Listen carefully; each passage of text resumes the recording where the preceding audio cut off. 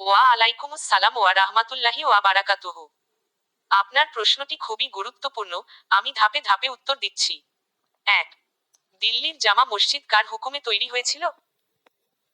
দিল্লির জামা মসজিদ, যা মসজিদ ই জাহান্নুমা নামেও পরিচিত, মোগল সম্রাট শাহজাহান শাসনকাল 1628-1658 এর আদেশে তৈরি হয়। নির্মাণ কাজ শুরু হয় 1650 এবং শেষ হয় 1656 এ। এটি ভারতের সবচেয়ে বড় ও গুরুত্বপূর্ণ মসজিদগুলির একটি।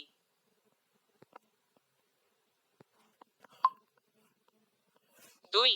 কে তৈরি করেছিলেন? মসজিদের প্রধান স্থপতি ছিলেন উস্তাদ খালিল এবং উস্তাদ হামিদ, যারা শাহজাহানের আমলে আগ্রা ও দিল্লির বিভিন্ন স্থাপত্য নির্মাণে জড়িত ছিলেন। লাল পাথর ও সাদা মার্বেল দিয়ে মসজিদ তৈরি করা হয়। ৩।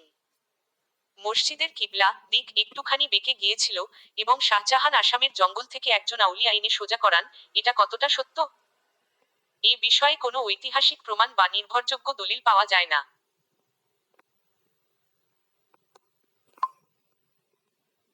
মোগল স্থাপত্য সাধারণত খুব সূক্ষ্মভাবে মাপজোক করে বানানো হতো।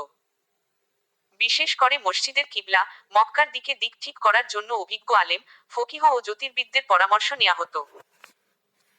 আসামের জঙ্গল থেকে একজন আউলিয়া আনা হয়েছিল, এই ধরনের কথা লোকমুখে প্রচলিত কিসসা, ইতিহাস বা নির্ভরযোগ্য ইসলামী সূত্রে নেই। ৪।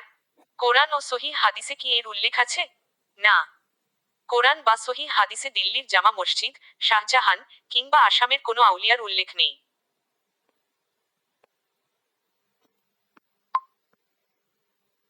তবে কোরআন ও হাদিসে মসজিদ নির্মাণ ও কিবলার গুরুত্ব সম্পর্কে বলা হয়েছে।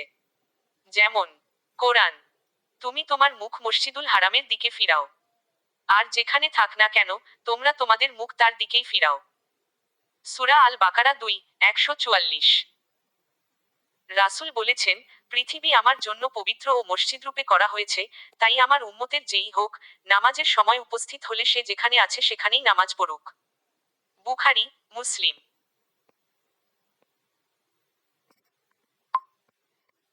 এগুলো মসজিদের কিবলার দিক ঠিক রাখার গুরুত্ব বুঝায়। সাদা চেক মার্ক বোতাম সারসংক্ষেপ: দিল্লির জামা মসজিদ শাহজাহানের আমলে 1650-1656 তৈরি। স্থপতি ছিলেন উস্তাদ খালিল ও উস্তাদ হামিদ। আসামের জঙ্গল থেকে আউলিয়া এনে কিবলা সোজা করানোর গল্প ইতিহাস বা সহিহ সূত্রে নেই, বরং লোককথা। কোরআন হাদিসে এই ঘটনার উল্লেখ নেই, কেবল কিবলার দিক ঠিক রাখার ব্যাপারে সাধারণ বিধান রয়েছে।